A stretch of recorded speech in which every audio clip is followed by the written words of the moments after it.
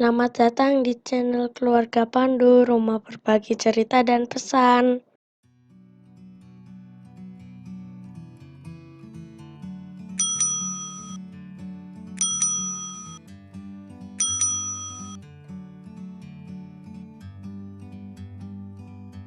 Like a bird on a tree.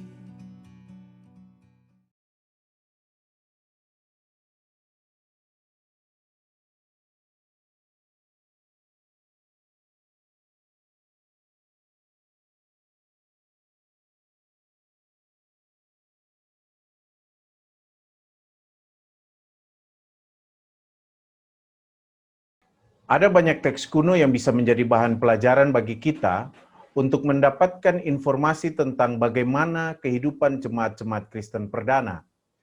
Kitab-kitab Perjanjian Baru juga dapat dikelompokkan ke dalam bagian dari teks kuno karena merupakan tulisan-tulisan yang dikumpulkan dari abad-abad awal dari jemaat-jemaat Kristen perdana.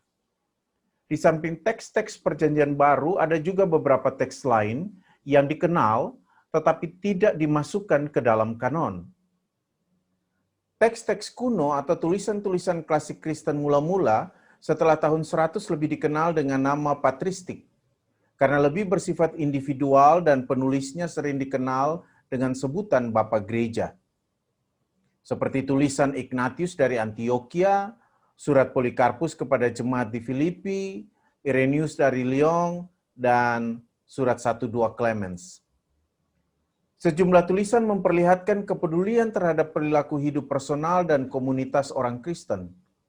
Tulisan-tulisan ini dapat meliputi nubuat dan pewahyuan yang tidak terbatas hanya pada Perjanjian Baru, seperti yang terdapat dalam kitab The Shepherd of Hermes. Tulisan-tulisan klasik Kristen juga berbicara tentang ibadah Kristen, seperti yang ditulis di dalam Didache. Ada juga tulisan-tulisan yang berbicara tentang bahaya moral karena penyembahan berhala, permainan di arena, dan gaya berpakaian kaum perempuan seperti yang diungkapkan oleh Tertullianus. Masa Kaisar Diocletianus dan Konstantin adalah puncak dari penulis-penulis sejarah kekristenan mula-mula yang tampak dari tulisan-tulisan seperti dalam karya Chronicle and Ecclesiastical History of Eusebius of Caesarea. Dalam bagian ini akan disajikan beberapa informasi terkait dengan kekristenan berdasarkan beberapa teks kuno yang ada. Didache dianggap sebagai pengajaran dari ke-12 Rasul. Didache ditemukan pertama kali tahun 1883 oleh Bryennius di sebuah biara di Konstantinopel. Sejak ditemukan, Didache menjadi salah satu teks Kristen mula-mula yang paling diperdebatkan. Karena Didache sudah dimanfaatkan atau dipergunakan oleh teks-teks dari abad ketiga dan abad keempat, maka Didache dianggap sudah ada sejak abad pertama atau paling lambat awal abad kedua. Didache berisikan 16 pasal. Pasal pertama sampai dengan pasal yang ketiga berbicara tentang etika hidup dan ajaran moral untuk orang Kristen, tentang mengasihi Tuhan dan mengasihi sesama, serta menjauhkan diri dari perbuatan-perbuatan yang tidak sesuai dengan ajaran Kristus, sebagaimana yang juga kita jumpai di dalam Injil Matius secara khusus dalam khotbah di bukit.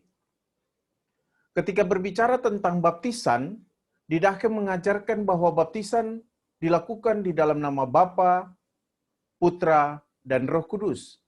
Dan orang yang dibaptis harus dibaptis di dalam air yang mengalir.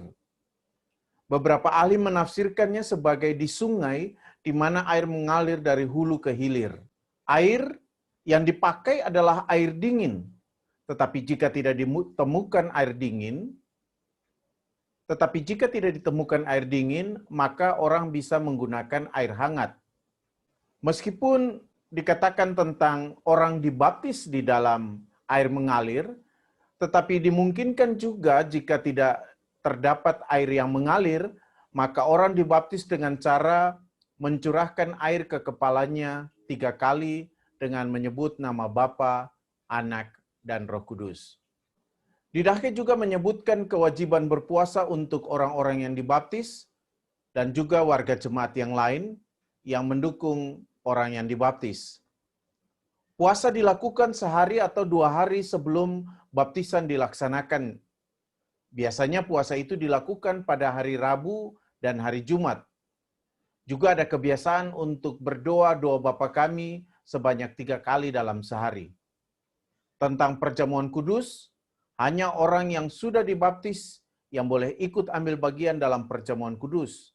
Tidak ada aturan tambahan seperti harus disidi, sebagaimana yang kita kenal saat ini. Penyebutan tentang jabatan Nabi dalam Didache menunjukkan bahwa tampaknya jabatan tersebut masih ada pada masa penulisan Didache ini. Dan karena itu warga jemaat diminta untuk menunjukkan tanggung jawab pemeliharaannya terhadap para nabi.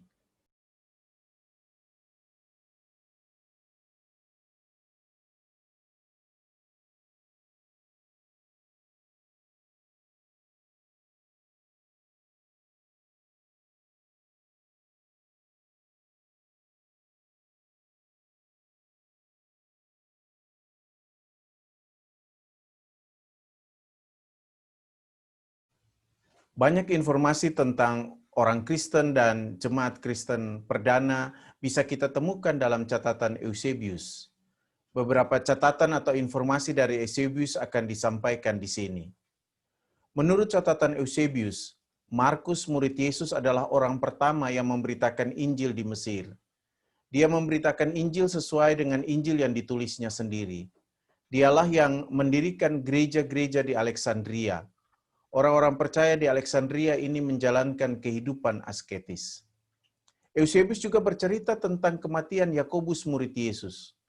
Menurut cerita, orang yang membawa Yakobus ke kursi pengadilan adalah juga seorang Kristen. Dalam perjalanan menuju pengadilan, orang tersebut tergerak hatinya untuk mengaku siapa dirinya dan memohon maaf dari Yakobus. Pada akhirnya, Yakobus dan orang Kristen ini dipenggal bersama-sama. Ada juga cerita tentang kemartiran Yakobus, saudara Yesus, yang menjadi pemimpin komunitas pengikut Yesus di Yerusalem. Yakobus yang disebut juga yang benar ini, mati dengan cara dilempar dari atas bait suci oleh orang-orang Farisi dan ahli Taurat. Namun menurut cerita yang ada, karena dia tidak mati setelah dilempar dari atas bait suci, mereka kemudian melemparinya dengan batu. Namun Yakobus barulah mati ketika kepalanya dipukul dengan pentung. Eusebius juga bercerita tentang penganiayaan pada masa Kaisar Diocletianus di tahun ke-19 masa pemerintahannya. Dia mengeluarkan dekrit yang menyuruh menghancurkan gereja, membakar kitab suci, dan merendahkan posisi para pejabat Kristen yang masih tetap percaya kepada Tuhan. Dia juga kemudian mengeluarkan perintah agar pemimpin gereja dicebloskan ke dalam penjara. Banyak orang menjadi martir untuk menunjukkan bahwa mereka seorang Kristen. Eusebius juga bercerita tentang Paulus dari Samosata yang menjadi uskup di Antioquia. Namun Paulus dari Samosata mengeluarkan ajaran yang bertentangan dengan ajaran gereja. Dia mengatakan bahwa kodrat Yesus adalah manusia biasa. Dia ditentang oleh Dionysius dan juga para tokoh gereja lainnya. Ada juga cerita Eusebius tentang larangan yang dikeluarkan oleh Licinius, Kaisar Roma sebelum Konstantin I. Larangan ini ditujukan kepada para uskup. Para uskup dilarang untuk saling berkomunikasi satu dengan yang lain dan juga mengunjungi gereja tetangganya. Dia juga melarang perempuan untuk ada bersama-sama dengan laki-laki di dalam rumah doa atau di dalam tempat-tempat ibadah. Perempuan dilarang menerima instruksi dari para uskup yang notabene adalah laki-laki, dan karena itu dia mengangkat kaum perempuan sebagai pengajar kepada sesama kaum perempuan. Licinius juga melarang umat untuk beribadah di tempat tertutup, melainkan ibadah harus berlangsung di tempat yang terbuka. Hal ini tidak lain bertujuan agar dia bisa mengontrol ibadah jemaat. Ada juga cerita tentang Kaisar Konstantin yang setelah kemenangannya melawan Maxentius, dia terkena penyakit lepra. Supaya bisa sembuh, Konstantin disarankan untuk mandi dengan darah bayi-bayi. Namun Konstantin menolak karena dia tidak ingin membuat banyak bayi menderita. Suatu ketika dalam penglihatan muncullah Petrus dan Paulus yang mengatakan bahwa dia akan sembuh setelah dibaptis oleh Silvester. Yang dimaksud dengan Silvester di sini adalah Bishop Silvester yang menjadi Bishop Roma dari tahun 314 sampai dengan tahun 335. Eusebius mengisahkan bahwa Konstantin membangun banyak gereja sebagai bentuk penghormatan kepada para martir dan menguduskan kotanya untuk Tuhan dari para martir. Dia juga membersihkan kota dari penyembahan segala jenis berhala, sehingga tidak ada lagi patung yang dapat disembah di kuil-kuil yang selama ini menjadi tempat penyembahan. Masih ada banyak cerita tentang kekristenan yang dicatat oleh Eusebius.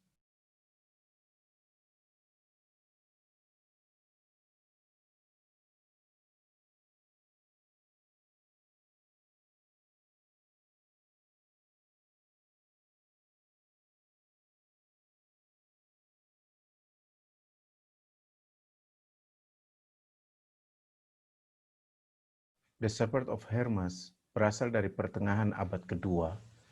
Irenaeus, Bapak Gereja, sudah melihat tulisan ini sebagai karya yang penting.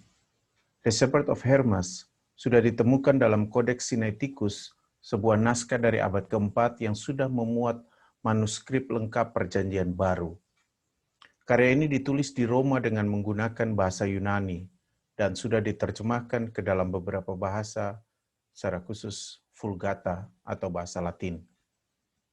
The Shepherd of Hermas berisikan 5 penglihatan, 12 mandat, dan 10 perumpamaan. Kitab ini menekankan kuasa Allah Yesaya 58, sebagaimana diungkapkan dalam perumpamaan kelima. Shepherd of Hermas juga menekankan interaksi antara orang kaya dan orang miskin, yang digambarkan bagaikan pohon elm dan pohon anggur. Ini disampaikan dalam perumpamaan kedua. Kitab ini selanjutnya dalam mandat ke-1 memberi penekanan pada kepercayaan kepada Allah yang adalah satu, sedangkan dalam mandat kedua memberikan penekanan pada pola hidup sehari-hari orang percaya, terutama larangan untuk tidak melakukan kejahatan, dendam, dan fitnah. Ada juga anjuran untuk hidup sederhana. Nasihat tentang persinahan dan perceraian juga dibahas dalam mandat keempat. Kitab ini memberikan tuntunan kepada orang Kristen untuk hidup berkenan di hadapan Allah, menjauhkan diri dari segala kejahatan. Memusatkan diri pada Allah untuk melakukan kebenaran dan kebaikan. Hanya dengan begitu, maka orang percaya mampu mengalahkan iblis. Membaca kitab ini yang ditulis dalam sebuah dialog, seperti membaca dialog Arjuna dan Krishna dalam kisah Mahabharata.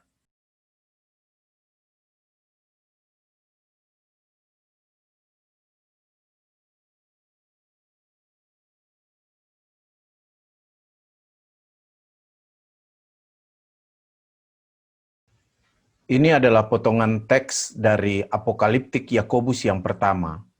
Teks ini diduga berasal dari paruh pertama abad keempat, atau tidak lebih dari awal paruh kedua abad ketiga. Teks ini berisikan dialog Yesus dengan Yakobus yang disapanya sebagai saudara, tetapi bukan saudara dalam arti saudara kandung. Yakobus dianggap sebagai tokoh yang menjadi pemimpin gereja perdana di Yerusalem. Salah satu dialog yang menonjol berhubungan dengan topik penangkapan dan penyaliban Yesus. Ada juga percakapan tentang sisi keperempuanan dalam diri Yesus, yang menurut Yesus sisi itu ada tetapi bukan yang pertama.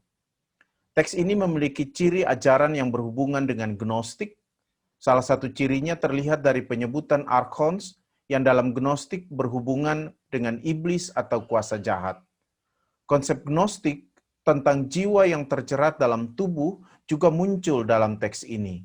Kemudian hikmat atau sofia diberikan untuk menuntun jiwa kepada pembebasan. Sofia disebut juga akamot. Dalam teks ini, Yakobus juga berbicara tentang 7 perempuan yang menjadi murid Yesus. Tetapi hanya ada 4 nama perempuan yang disebut, yaitu Salome, Maryam, Marta, dan Arisinu.